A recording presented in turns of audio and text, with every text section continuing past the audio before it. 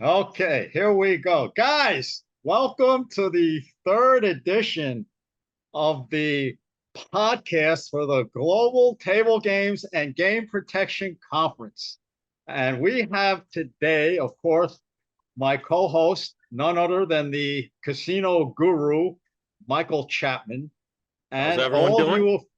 All of you know, of course, Michael, and all of you even more, of course, who doesn't know Quay Eady?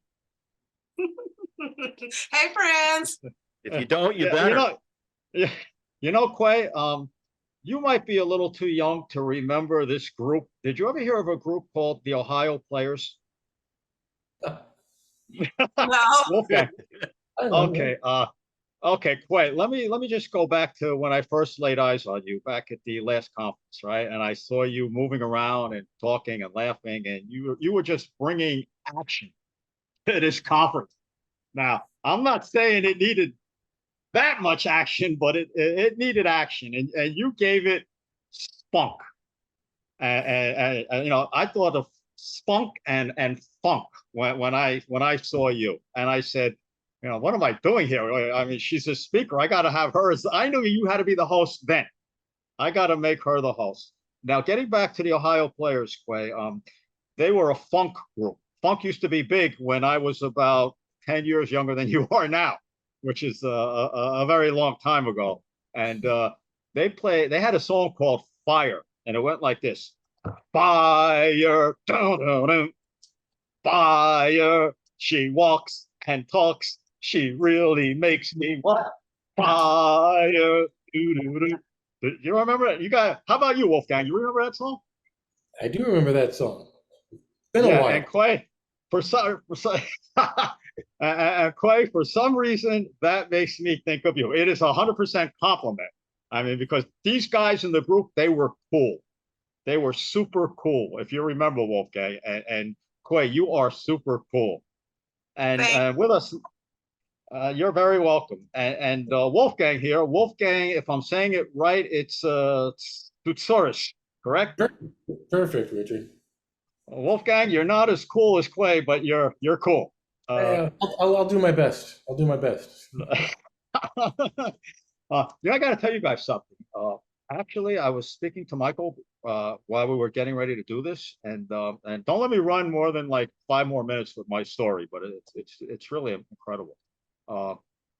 We were speaking, and of course, we all just came off Thanksgiving, and 2 days ago, I called a friend of mine in New York State, Michael, Chester, New York, which is not that far from you, and about 2 hours maybe, right? And I asked her how was her Thanksgiving, and she said to me, Richard, it's the first time I didn't do turkey on Thanksgiving, that she didn't cook turkey on Thanksgiving. And I said, well, what did you do? Ham? If it's not turkey, it's got to be ham. I assume, right? She said to me, no, well, we just had steak. I said, you mean you went out to a restaurant? She said, no, I cooked steak. And I was thinking, wow, it's a little bit weird. I mean, I heard of turkey or even I'm sorry, chicken, maybe ham, but steak on Thanksgiving. And I didn't think that much of it until about 20 minutes ago. I was on here with Michael, and I asked Michael, how was your Thanksgiving? And he said it was great. And of course, I asked him, how was the turkey? And he said to me, well, we didn't do turkey. I said, what? I said, what'd you do? Ham? He said, no, steak. I said, you got to be kidding.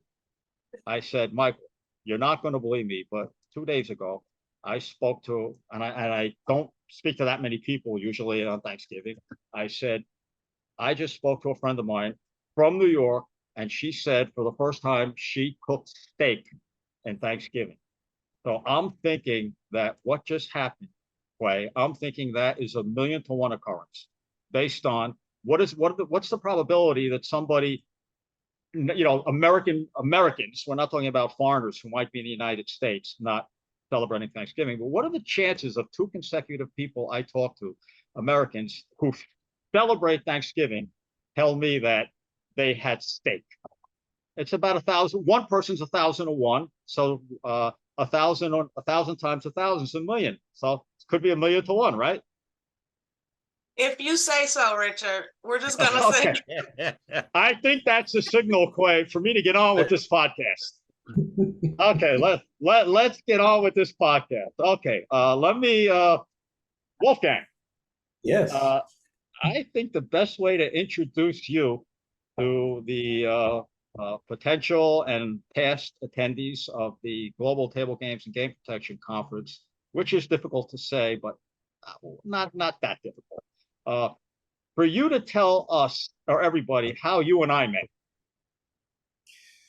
Wow, that's actually a really good story. So one of the things that I do what I do in general in my professional life is that I make CEOs happy. And I do that through a combination of consulting and coaching and transactional expertise, financial analysis, a whole array of activities.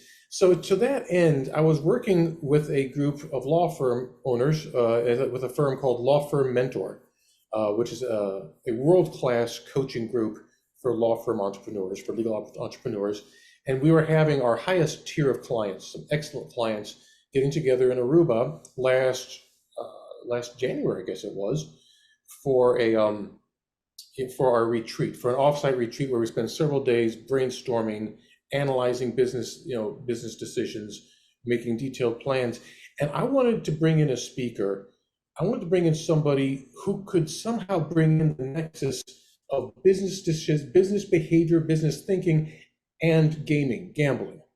And so I was looking through some people. I was looking through some contacts, talking to people. I came across this guy, Richard Marcus.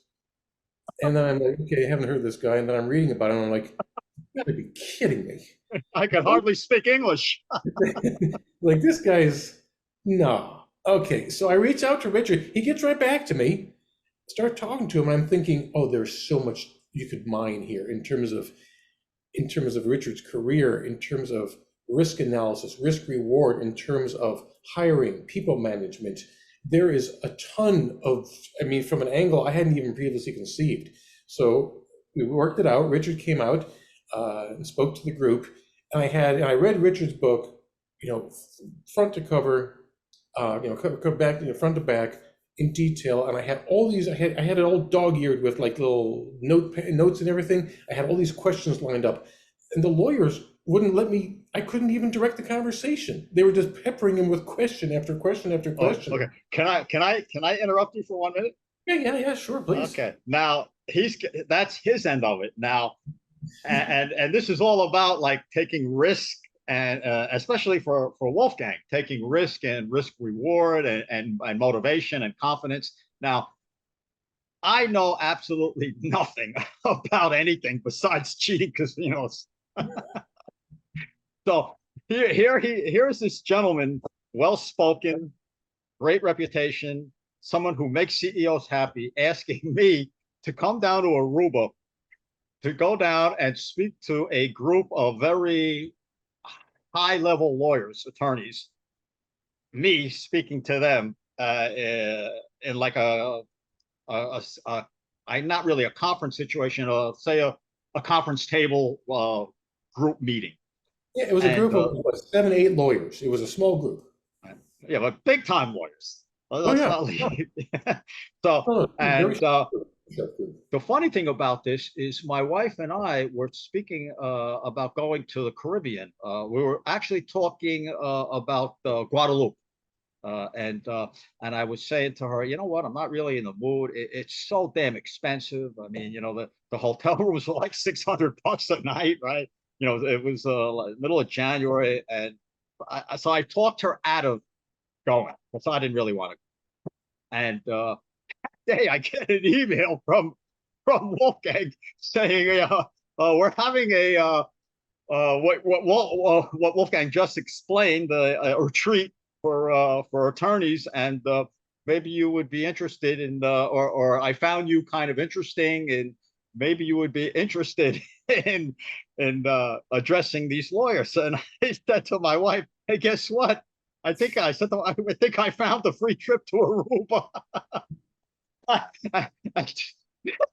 to make the and then I had a Zoom with with Wolfgang, and like, you know, I'm thinking to myself, what am I going to say to this guy to convince him to really let me come down there and speak to these lawyers and plus pay me, right? Yeah. So I was thinking about it, and then I thought about Quay, and I said, didn't you speak of confidence and motivation and don't be afraid to take risks?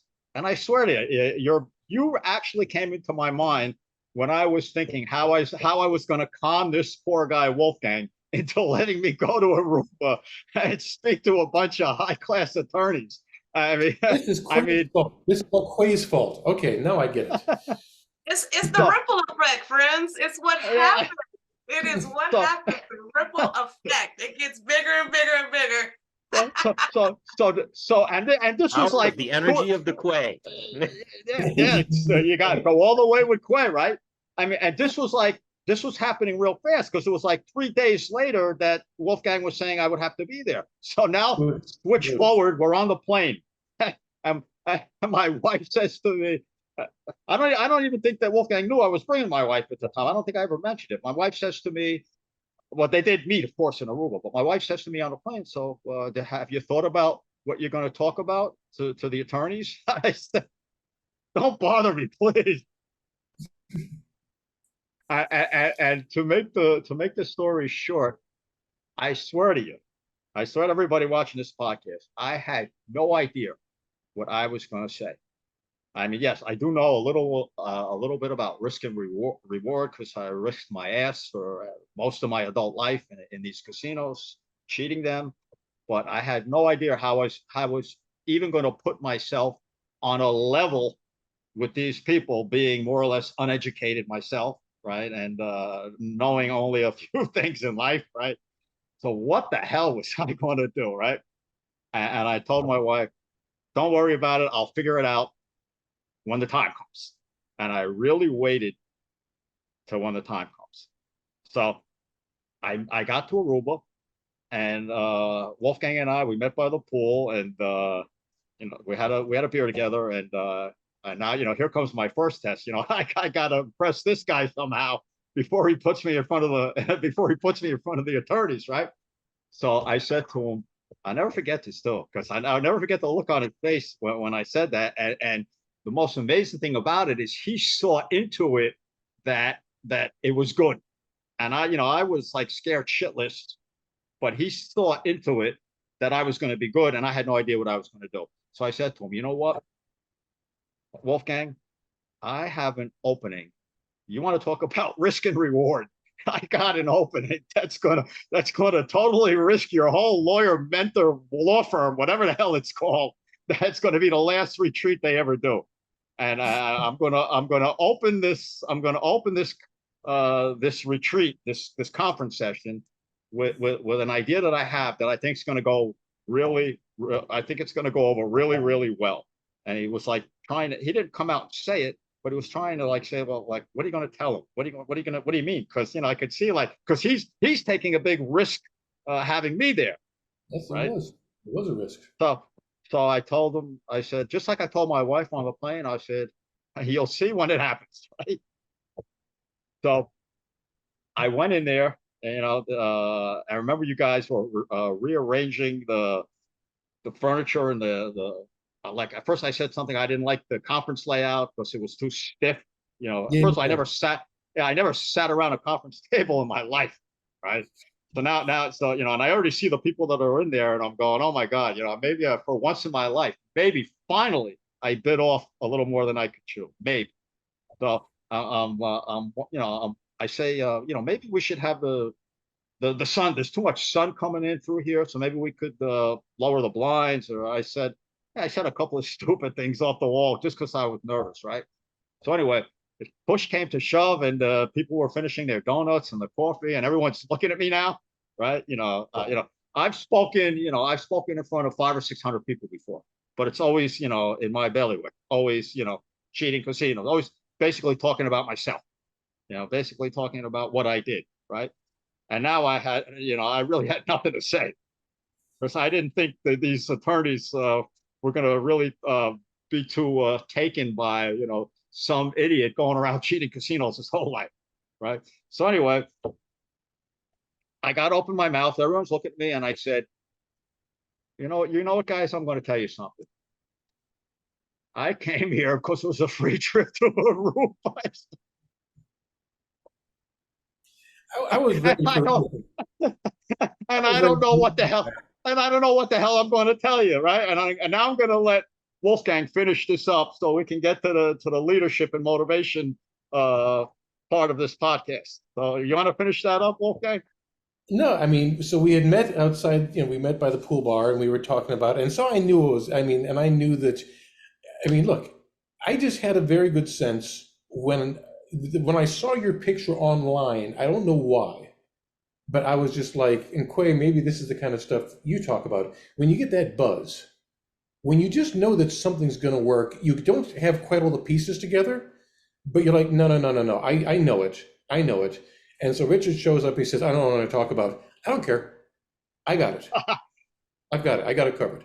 I know how I'm going to do this. And so in that time, it's sometimes you just have that feeling and you got to go with your gut. You know that something is going to come out of this and you can't make total, it may be weird. It may not make total rational sense, but that's when you double down. If we're going to use some gaming speak here, and you go with your gut. But if you're going to do it, you got to go all in. You don't half-ass it. If you're going to go with it, you don't pull back on yourself. You got to dive all in. And how did the people react? What happened what actually happened?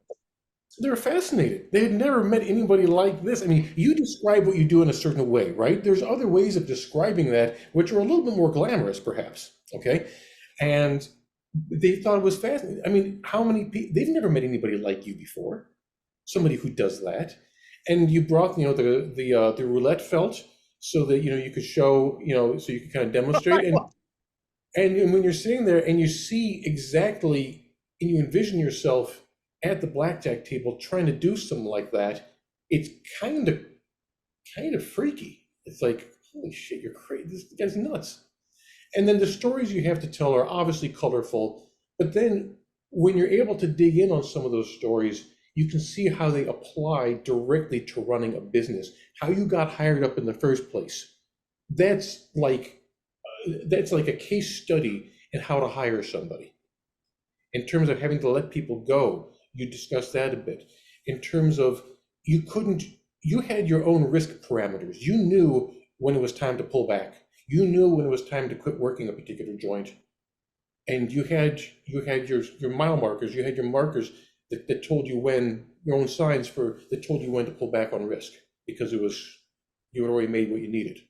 So all things are directly related. And the end of the story is at the end of it, when it was all over, and because during it, I hardly had to say anything. The people were like just so fascinated, like Wolfgang is saying about what I did and all that. But I did talk a little bit about risk and reward and all that.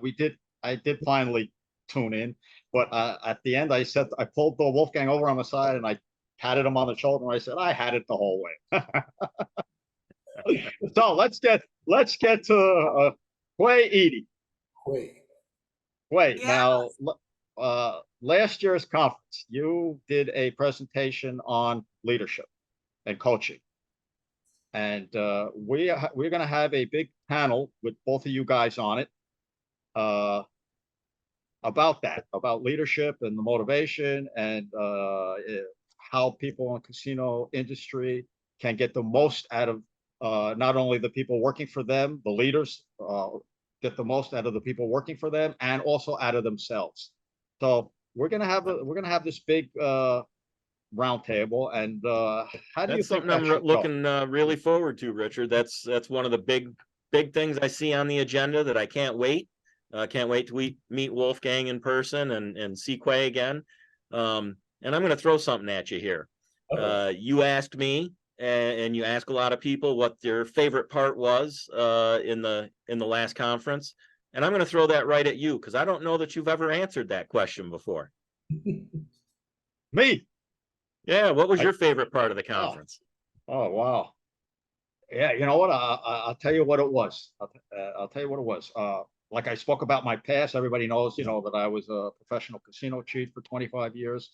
And when I was standing on that stage, I believe Quay and Michael, you were both there at the awards luncheon. And I gave Dirk Boss an award for lifetime achievement for excellence in surveillance. And I shook his hand and handed him that plaque, that trophy, and we shook hands, and it was like, wow, you know, you talk about a 180 degree. I mean, you know, 30 years ago, 25, 30 years ago, his job was probably to, you know, to put me in prison and never let me see the light of day again.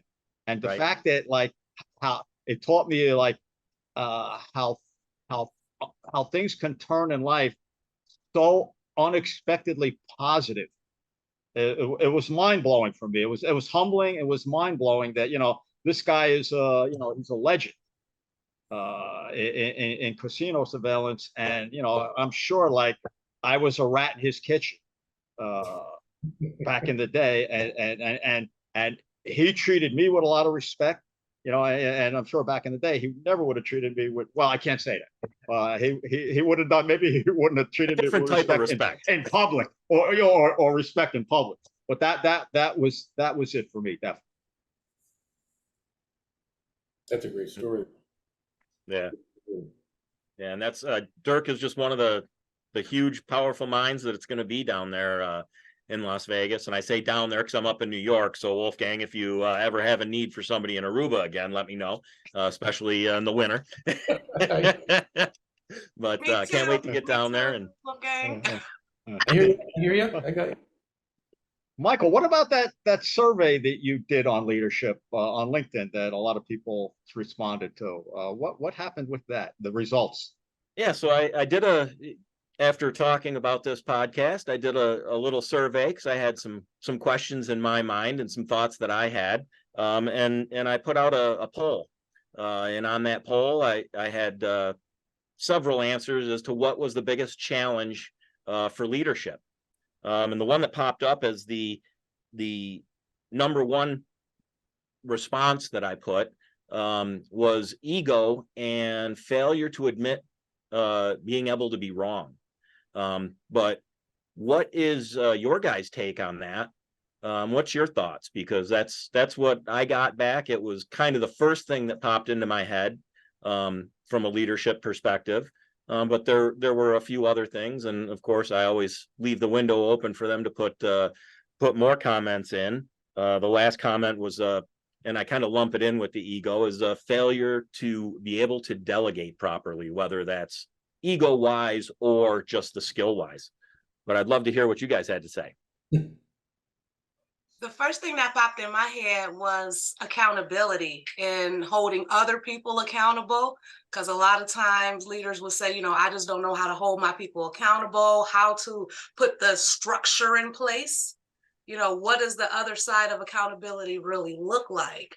And then the leaders themselves holding themselves for that personal accountability. That's usually something that I see leaders struggle with as well. Okay. That's a big one. I'm going to kind of dig in from a different angle on the ego thing, and also kind of from a different angle a little bit from what Quay is talking about here. One of my favorite questions to ask CEOs is, how would you feel if you hired somebody better than you? That's a good question. I asked this about a lot of attorney law firm owners. I asked them this, and it's applicable to anybody. And many people are very hesitant. It's kind of a jarring thought, because there's the ego of, gee, someone's better than me, and really having to entertain that idea and having that person side by side with me in the office or whatever. But think about it. If you're going to hire people who are first rate in all aspects of your organization, how do you as the CEO have to show up every damn day? You have to bring, I mean, what is your value now? Right. Don't you put the onus on you to be even more valuable, you have to be your damn best every single day. And there are many people who would just prefer to hire mediocrity because it doesn't demand anything of them. That's a really good point. And as soon as you ask the question, I would say, better than me at what? Because my goal would be to complement all of my weaknesses. I mean, I'm great, but I'm not good at everything. So I'm going to hire people who are better than me at the things that I'm not good at. I feel like it takes a strong leader to outsource their weaknesses, get the people to do stuff that you don't know how to do or that doesn't make you happy, drive your passions. Hire people that can do those things, and that just well rounds the team, and then the team moves faster and smarter and more strategic. That's how you win. Is by like you say, that's how you win. Is by hiring people who are better than you in every other aspect that is not your genius. And you give them the road and you give them the runway to be their best, and you learn when to put your own ego and your own opinion aside, and then you have to learn how to manage it, how to meld all these talents into some sort of a cohesive entity that can achieve the aim that you've envisioned. That's kind of a unique look on the whole. Your chain's only as strong as the weakest link. Oh, completely. Yeah. And there are people, and there are businesses out there that only go so far, they only rise so far because really the CEO doesn't want to be challenged any further. I have a question. I have a question for Quay. Right there. I have a question for Quay. Quay, I've been listening to this. I mean, obviously, you guys know more about leadership than I do. And do you find, because Quay, you used to be an executive directly in the casino industry. You were a vice president of analytics at MGM, correct? Director.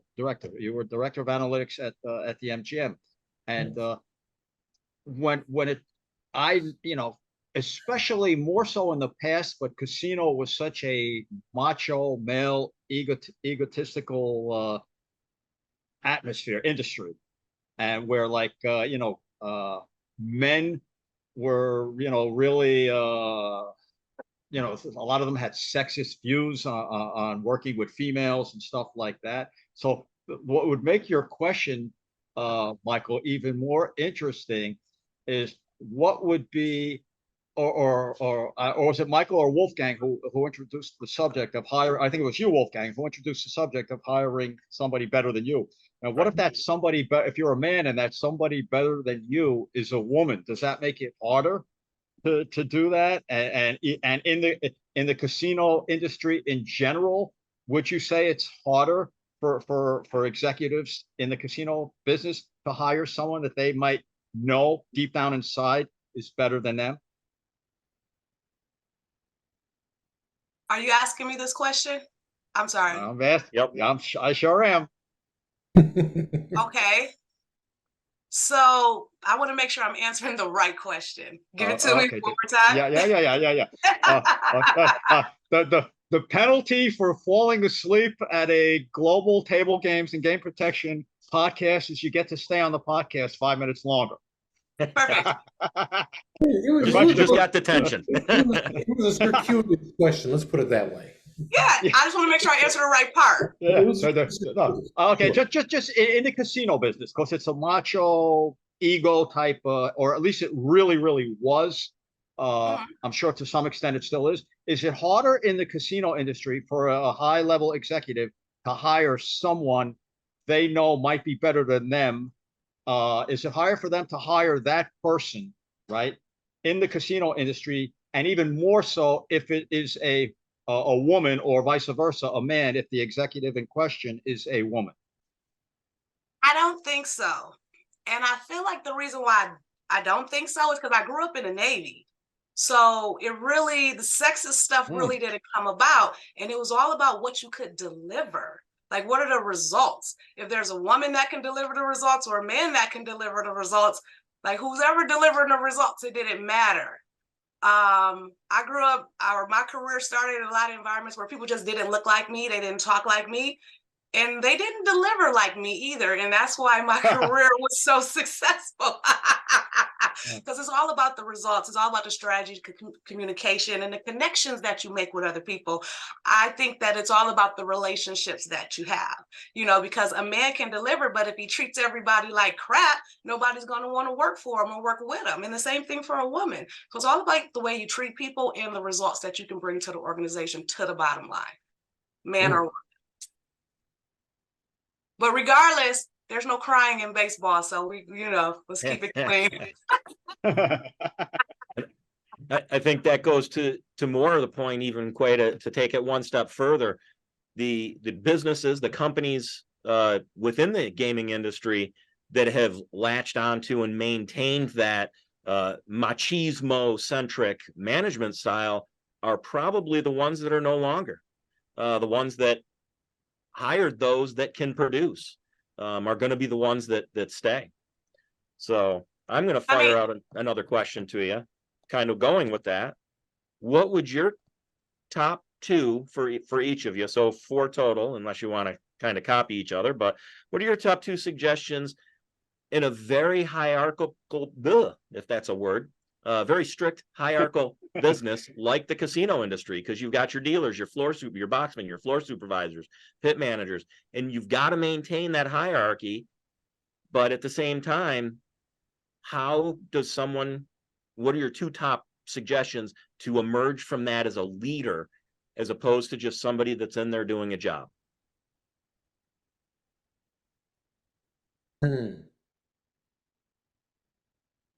I go first on this one? Absolutely. Suggestions. So how do you, that's a really interesting question. So if you're if you want to look at a cog in the machine type role, right? Because that's kind of what you're talking about. Right. How does someone like that stand out as a leader amongst the other cogs that are in that machine? That's coming down to, I believe, any number of people can perform a cog-like function, right? There are certain technical and functional requirements for that cog to function in a way which allows the whole machine to go smoothly. Right. Now, but every human being also has the ability to do things with some level of individuality. There is always a way to do things a little bit differently, a little bit better, with a particular touch that somebody else would look at it and say, oh, this person does this better. This person does it better than somebody else. There's also the aspect of performing your function and performing it in such a way that you realize your impact on the rest of the machine. And when you start understanding that your role goes beyond just that cog-like function, and that you're able to relate what you do and able to relate it to those who work with you and who rely upon you, and you show that you have knowledge of this machine and how you fit within it and how the other parts fit within it, now people may start looking at you as somebody who knows something and who could potentially run that portion of the machine at some point. So it's it's demonstrating a holistic knowledge of your environment, and it's the ability to put something of uniqueness and individuality, taking that risk, I'm going to go back to risk reward, to be enough of yourself to stand out, but calculating enough to not stand out so much that it intimidates and ruins what's going on. Okay, we are running out of time. We have about 4 minutes left, Quay. We are going to give you the final word on this. Perfect. Thank you. I would say it's the energy that you bring. I mean, because people can be trained to do a job, but the energy that you bring, the positivity, the hopefulness, the gratitude, that people will see that and say, you know what, we need more of that. We need this to be the beacon. So the energy that you bring, and also the extra mile, or like the big picture. As he was saying, once you understand how it all works together, what's the tiny little bit more that you can do? Because the cogs that get burnt out get replaced. So how can you be a cog that continues to run strong, efficient, and stay essential? Perfect. Love it. You know what? I can't wait to be at this conference. I know. Can I fire one quick last one out at you? I mean, I am really looking forward to this one more than the others. really. Richard, can I fire one quick thing out at him? Yeah, we got a couple of minutes left. Go ahead. One last thing for you. Something that I like to look at in the gaming industry is the future of brick and mortars, and the brick and mortars versus the online, and what we can bring. What is your take for both of you as to, is leadership going to be that one prime factor that is going to make or break the brick and mortars, the ones that are successful versus the ones that fold? Yes. I'm with you there. I'm yes too. Hard yes. It's like, who's going to be leading on innovation? Who's going to be leading in R&D? Who's going to be leading in customer experience? Because the customer's going to go where they're happy. They're going to go and spend their money where they're getting the best bang for their buck. So who's leading that charge? I don't think AI can handle all that by itself. No, the reason why casinos, brick and mortar casinos exist, and the reason why I like to go to them, is that there's an ambiance, there's an energy. I mean, yeah, this thing is fun, it's cool, but you know what? This is not what you do for a special night out. All right, there's way beyond that people are looking for when they're going to a brick and mortar casino. There's an aspect of social interaction. And do you provide, and the leadership is, do you provide that for your customers? And does everybody all the way down the chain know how they fit into the whole machine and do their job in such a way that the customers feel it and want to keep returning it? That's where is leadership essential, more there than anywhere. Absolutely. And listen, guys, this was a great podcast. It was short and sweet, and I took up too much time on my story. I promise I won't do that again. I want to thank you all, and it was great having you, and see you all at the conference. Awesome. Have a great week, See you guys. in Happy March. holidays. Okay. You Happy too. Have a happy Okay. holidays, everyone. Okay. Bye-bye.